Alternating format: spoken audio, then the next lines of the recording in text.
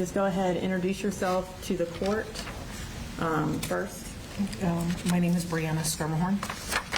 And will you go ahead and tell the court what you would like him to know with regards to the sentencing of Cole Gray? I'm the mother of Mason Alexander Schermerhorn.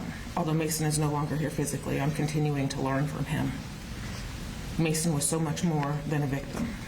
He was a son, brother, grandson, and friend.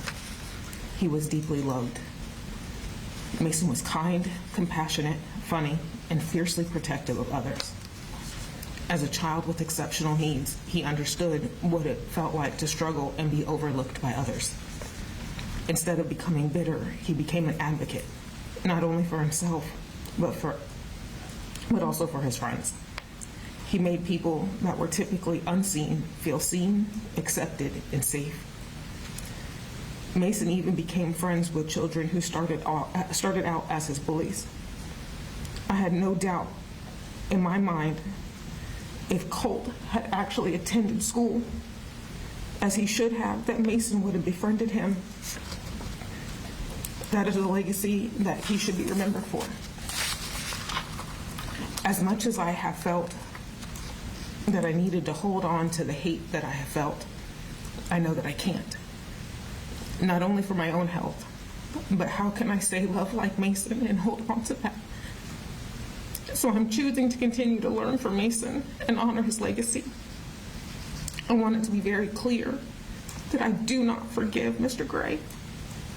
However, I can acknowledge that there are two truths that can exist at the same time. The first is that the adults in that young man's life failed him. The people who should have protected, guided, recognized the warning signs, and intervened when it mattered the most did not do what they should have done. They failed to give him the support, boundaries, and accountability that every child needs and deserves. That failure is real, and it is tragic. I can acknowledge that he was failed without excusing what he did. I can have the compassion for the child that he once was while holding him fully accountable for the choices that he made as a young man. And those things are not mutually exclusive. There's another truth that cannot be ignored. He knew the difference between right and wrong. He knew that bringing a weapon into a school was wrong. He knew that pulling that trigger was wrong. He knew that every choice he made that day would forever alter countless lives. The failures of the adults around him may explain parts of his story, but they do not excuse the decisions that he made. Those decisions were his and his alone, and because of those decisions, my Macy Mace is gone. My family, both biological and chosen, have been forced to endure horrors that no family should ever experience. A member of our family that has been an integral part of our village was who had to identify Mason in the school that day. That is an image that he will carry the rest of his life. He and another family member were in the room when we were told that Mason was gone. I can still remember the silence and the confirming nods by my family when I looked to them in utter disbelief, wishing it was untrue, and the heartbreak on my other children's faces. In that moment, our lives split into two parts, before September 4th and after. In one sentence, our future was stolen. Since Mason's death, I've had the privilege of spending a lot of time with the Angulo family and some of the victims, or I should say, I don't want to say victim survivors. While each of our experiences are different, we are forever connected by the trauma that his choices caused. I have witnessed incredible strength, resilience, and courage in people who were never asked to carry this burden. None of us should know one another because of a school shooting. Yet here we are showing up, loving one another, and trying to rebuild lives that will never be the same. Colt didn't just take Mason's life that day. He took every birthday we would have celebrated, every holiday, every graduation, every milestone, every hug, every conversation, and every dream that he should have had the chance to live. Mason deserved to grow up. He deserved the chance to continue advocating for those that needed a voice. He deserved to become the man, husband, and dad that he was meant to be. Mason deserved a future, and we all deserved a future with Mason in it. And Colt took that from Mason and everyone who loved him. I hope that one day he truly understands the weight of what he chose to do, not because it will bring our loved ones back or erase the damage that he caused, because nothing ever will, but because genuine remorse begins when excuses end. Every morning I wake up to the reality that my son is gone. Every night I go to bed knowing that there is nothing I can do to change it. I have lived 688 days so far of a sentence with no parole, and that is what he should receive as well. Thank you.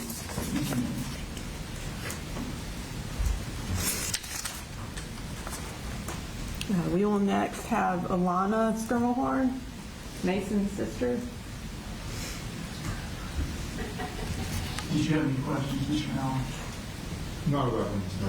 All right, if I forget, you just speak up if you have any questions.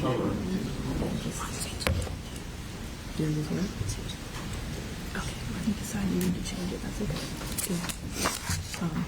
Go ahead and raise your right hand. Do you swear to tell the truth, the whole truth, and nothing but the truth to help you God? Yes. Okay. Go ahead and speak into the microphone and introduce yourself to the court. My name's Alana Schermerhorn Wallace. And can you tell the court what you would like him to know in the sentencing of the state of Georgia versus Colt Gray? Before I talk about what was taken from me, I want to talk about who Mason was. To the court, he may be known as one of the victims of September 4th, but to me, he was my little brother. Out of all my siblings, Mason and I were the closest in age, and because of that, I felt that we shared a bond unlike any other. We grew up together, we understood each other in ways that's hard to explain. He wasn't just my brother, but he's one of my best friends. Some of my favorite memories are simple ones. We spent countless hours playing video games together, whether it was Roblox, Minecraft, Genshin Impact, or whatever game we were obsessed with at the time. We always found a way to have fun together. If one of us couldn't beat a level, complete a quest, or figure something out, then we would jump in and help. We celebrated each other's victories, laughed at our mistakes, and never hesitated to help each other out. Looking back now, I realize the ordinary moments became some of the most meaningful moments I have. Mason had one of the brightest souls I've ever known. He saw the good in people, even when they couldn't see it in themselves. He coached kindness over anger. He believed people deserve second chances. Even the people who bullied him, they eventually became his friends because that's just who Mason was. He didn't hold on to hate. He had a way of bringing out the good in others. He never judged people for their disabilities, the way they looked, where they came from, or anything that made them different. He accepted everyone exactly how they were. He treated everyone with the same kindness and respect because that's how he lived. Even during difficult times, Mason seemed to find some light. He had a way of making people smile, making situations feel less heavy, and reminding people around him that things would be okay. That is the person who's taken from us on that day. Not just the name in the courtroom, not just another victim in a headline, a little brother, a best friend, a great, compassionate, and genuinely good person who deserved the chance to keep growing into the incredible man he would have been today. September 4th, 2024 started like any other Wednesday.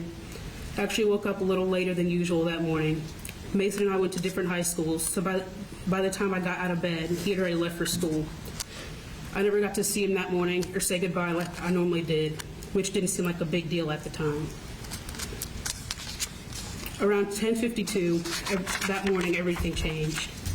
I was a student helper in one of the band classes helping a group of freshmen in a separate practice room when I got a text from my mom saying, "Are you okay? What's going on?" I didn't understand what she meant at the moment, so I ignored it, and I kept helping the students. And then, not even a minute later, someone came into the room and said we were going into lockdown. Rumors started spreading almost immediately. Students were shouting things out that they saw online, shooting at Apalachee. There are 5 shooters. Nobody knew what was true, what wasn't. We didn't know how serious it was. We didn't know if the danger was over. We didn't know if anyone had been hurt. We just waited. As the minutes passed, several of the freshmen came up to me because they were scared. They'd heard the attack mainly involved freshmen, and they were worried about their friends at Apalachee. I don't remember every conversation, but I remember one perfectly. One of the students looked at me, and he said that he was scared for his friends. I didn't know students and teachers. He said he was scared for his friends. Trying to confront him, I told him the chances of anyone in this room being directly affected are slim to none. And I believed it when I said it. At that point, I didn't know there were confirmed deaths. I didn't know students and teachers had been shot. I didn't know people were fighting for their lives in hospitals, also trying to calm a frightened freshman who was terrified about people who he cared about. Around that same time, my mom texted me again, "I can't get a hold of your brother on the phone." Even then, I wasn't worried. I told myself Mason probably left his phone in the classroom, in his book bag. I never imagined there would be another reason that he wasn't answering. As the day went on, the room became quieter. The panic settled into silence as people played games while we waited to go home. During this time, my phone never stopped vibrating. Family members, friends, coworkers, everyone kept asking me the same question: has anyone found Mason? But no one could give an answer. At that point, someone from my work group chat sent a video of students being evacuated from Apalachee. And in the background, there's a body covered in the hallway that I later found out was Mason. That was the moment I realized this wasn't just another school lockdown. This was real, and I wanted nothing more to go home. Around 3:13 p.m., 2 minutes before the bell rang, I opened social media just to pass the time while we waited to be dismissed. Instead, I saw my sister's post saying that Mason did not make it out of the school alive that day.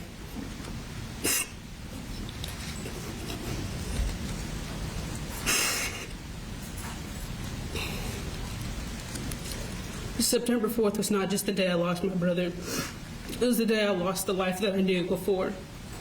It was the day my sense of safety, my ability to see the world the same, and the future I imagined with Mason in it were taken from me.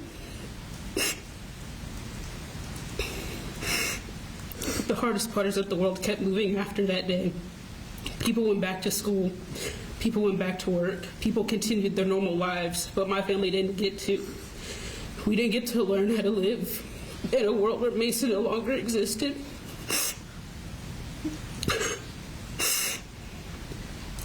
This experience has changed the way that I have seen safety.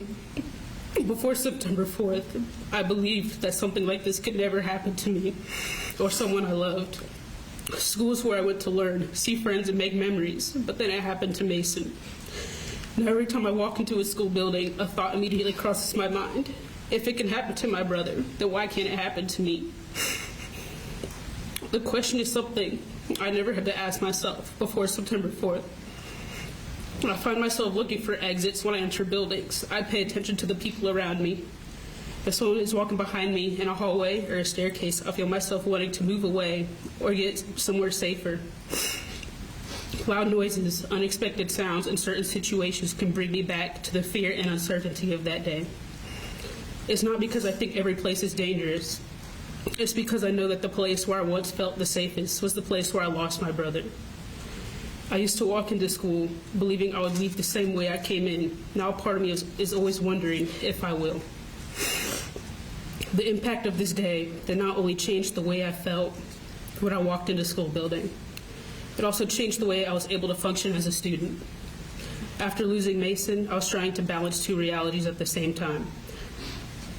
I was expected to be a full-time student in college, completing assignments and preparing for my future while also trying to grieve and process everything that had happened. During this time, I had to miss a lot of school because of court proceedings and everything that came with seeking justice for Mason. I wasn't missing classes because I didn't care about my education. I was missing them because I was dealing with something no student should ever have to experience. And what hurt was that I had to provide proof of what happened in order for my situation to be understood. I had to provide my brother's death certificate to my school for my absences to be excused. Having to prove my grief was another painful reminder of what happened. I wasn't asking for special treatment. I was asking for understanding. Being in court for college trial, wasn't just difficult because I had to hear what happened, but it was also difficult because I saw things I shouldn't have. Throughout the case, I was exposed to multiple photographs, evidence, and video from the shooting. The close-ups of the bodies, the autopsy reports, and even the video of my brother's final moments. This isn't something that I can just forget. I replayed the video in my head all the time.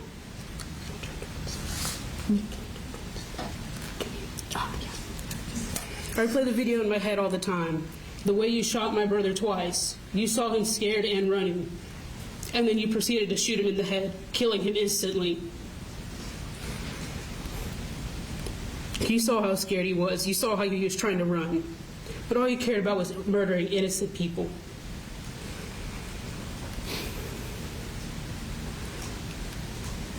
All you cared about was murdering innocent people because you want to be like your twisted-minded idol. But of course, the twisted-minded stuff doesn't end there. Because of the people on social media purposely finding my accounts, my videos talking about my brother, saying that he should have dodged the bullet or that he deserved what happened to him. I want you to understand something. What you did not end on September 4th, 2024. You may have pulled the trigger that day, but the pain you have caused has continued every single day since. You didn't just take my little brother from me.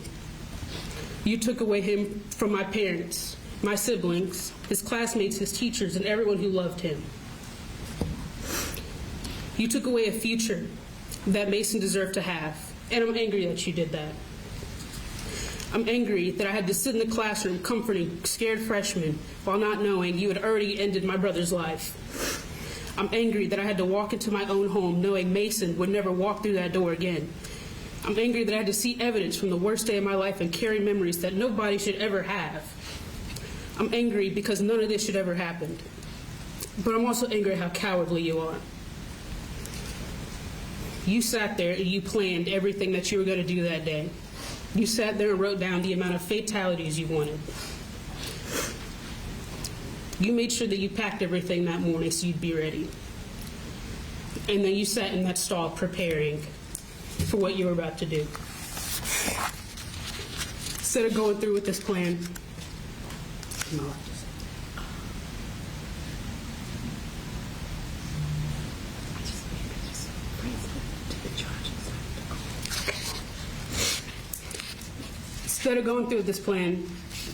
I honestly think he should have killed himself. Instead of killing 4 people and injuring others, he should have taken himself out. Instead of coming up with this whole elaborate plan, he should have made a plan to off himself instead. I'm not saying this just because he took Mason from me. I'm saying this because if he had this sick and evil thought to be like that other worthless school shooter and inflict pain on a whole community, he doesn't deserve to be here. You had time before you left school that morning to change your mind. You had time in your first period class to change your mind. You had time while you were in that bathroom to change your mind, but you didn't. Instead, you went through with your plan. And not only that, but as soon as you were caught, you surrendered. You can willingly shoot all these people. It didn't feel an ounce of remorse, but as soon as a gun is pointed towards you, you get scared because you're the definition of a coward. You didn't feel remorse after shooting into that classroom. You didn't feel remorse after you shot those teachers, and you definitely didn't feel remorse after you shot my brother in the head. You didn't feel remorse after you watched my brother collapse and bleed out in front of you. He should have killed himself. Because him being gone would have saved this whole community from experiencing the unimaginable, and then maybe his life would have actually meant something. You will always be remembered as a coward, a psychopath, a freak, because of what you decided to do. But the victims, Christina Irmi, Richard Aspinwall, Christian Angulo, and Mason Schermerhorn, will be remembered because of the people they were. They will be remembered because of their kindness and positivity they added to the world. They deserve to be here today. Mason deserves to be here today. Mason was kind when he didn't have to be. He saw the good in people when others didn't. He turned people who hurt him into friends. He never judged anyone for how they looked, what challenges they faced, or what made them different. You took away someone who chose kindness every day. You took away someone who still had so much life ahead of him. You took away the chance for me to see who my little brother would become. And that is something I can never get back. You will soon face the consequences of what you did, but my family will spend the rest of our lives facing the consequences of what you took from us. The difference is that you made a choice that day, but we did not choose this. Mr. Allen, do you have any questions? No. If you could raise your right hand. You swear to tell the truth, the whole truth, and nothing but the truth, so help you God? Yes. Okay. And if you could just introduce yourself to the court. My name is Liliana Ahmed. I am the oldest sister of Mason Schermerhorn. And you can go ahead and tell the court what you would like him to know in regards to the sentencing of Cole Gray.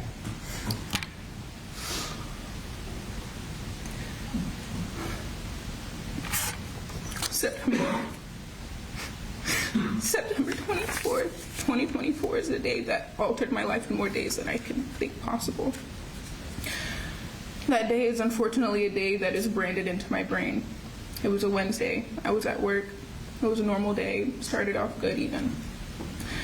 At 11:25 a.m., I got a text message from one of my close friends asking if I heard about the school shooting at Apalachee. I instantly thought this was a joke or a false alarm.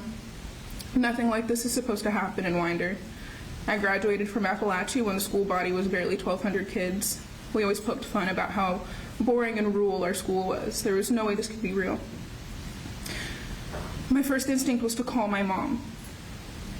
I thought surely if Mason was scared, he already called my mom and told her he was fine. Of course, it's no surprise to you that Mason was not okay. I lost it. I had my first ever panic attack. I stayed at work fighting the thought that my brother was dead. There's no way that this could happen to me. By 2 p.m., there was still no update on Mason. No one could find him. I felt hopeless, so I posted a picture on social media begging people to message me if they saw him. He used to run away when he got really emotionally overwhelmed. And I was praying that this was still true in this instance. Praying that he was scared and hiding somewhere. From my car, I frantically called every single emergency room in Atlanta, Gwinnett, Barrow, and Clark Oconee counties to see if anyone had a John Doe that fit his description. No success. At this point, I was at home because I was holding out hope that Mason was okay. My mom even asked me, when we find Mason, can we have a sleepover? Mason had to be okay. I will never forget the exact moment I found out Mason was dead. The exact moment that I found out you killed him.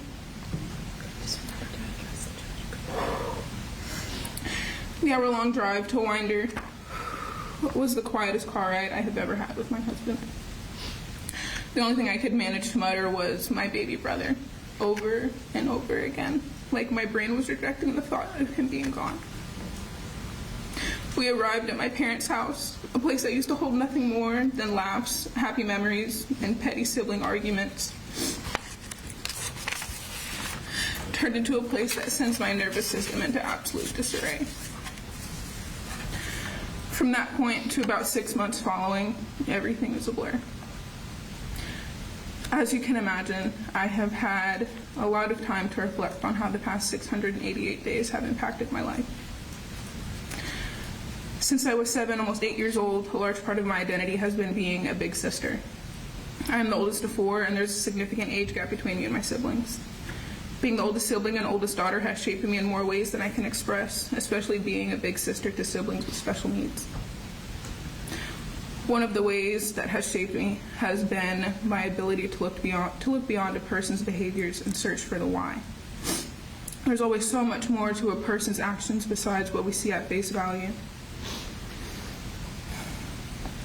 This ability has led me to be naturally forgiving and compassionate. I've even dedicated my professional career to this ability my siblings have fostered in me. Whenever I come across a child that is met with any circumstance out of their control, whether it be a diagnosis or environment, I can't help but feel compassion. Admittedly, I feel compassion for Colt, and I hate that. He is a product of 2 people that did not deserve the privilege of bringing life into this world. His actions are a testament to that. He's broken. He made so many cries for help that were met with little to no action. He grew up around so much turmoil. He saw and experienced things that no child should even be able to imagine. He could have rebounded from all that. Instead, he decided to allow my baby brother to pay for the pain others caused him. He still had the ability to be resilient, but he chose to doom himself. He is ultimately a failure. Despite the little bit of compassion I do feel for him, being in the same room as him disgusts me. I know much is not known about Mason, so I would like to take some time to tell you all about him. Mason is a success story that Colt could have been. He struggled a lot in school. He had big emotions that he didn't know how to regulate. He was bullied. He had a cocktail of mental diagnoses from a young age. He had the ability to turn into Colt, but he didn't. He even spent the summer before his freshman year of high school being tutored through algebra because he was that determined to succeed. Teachers and students across all the schools Mason went to talk about how big of a heart he has, how he is so sweet, the kind of sweetness you don't expect from a 14-year-old boy. He spent most of his school years in more contained classrooms, but he had friends in special education and general education classes. He didn't care what someone looked like, what disability they did or didn't have. He was going to be friends with them, and he could have been he was friend to so many, and he could have been friend to one more had Colt not robbed himself of that. Mason would have loved him. My mom would have taken him in. My family's house could have been a haven for him, but he robbed himself of that. Not only did he rob himself of Mason, or rob himself of that experience, but he also robbed Mason. From a very young age, Mason wanted to be a family man.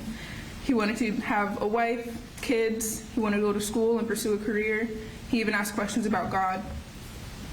All of these different parts of himself he didn't get to explore because of Colt, because of his pain. Because of him, my little brother Gavin has to grow up without his best friend. Because of him, my little sister Alana has to grow up without her best friend. Because of him, my mom has to live with 1/4 of her missing. Because of him, I have to live without the little boy that gave me so much purpose from such a young age. Because of him, laughing or having a good day feels like betrayal, because I feel like I shouldn't experience those things with my brother gone. Because of him, I get a pit in my stomach anytime I look at pictures of Mason. Because I know that's the only way I can see him now. And because of him, large crowds and gatherings make me anxious. Because of him, I'm forced to write in a journal when I want to talk to Mason because I don't want to miss any details for when I see him again. Because of him, my brother died alone and scared. He was the last person to see Mason alive, and you took him from us. All of this because people hurt him, and he felt like others needed to atone for it. All for what?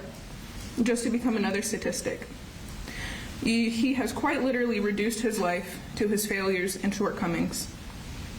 He could have made something of himself. He could have had a friend in Mason to lift him up. Instead, he made himself nothing more than another data point. I hope he lives with that for the rest of his life. I hope he remembers that he is insignificant. Despite him stealing the lives and innocence of so many people, their endings and this pain he caused will not define them.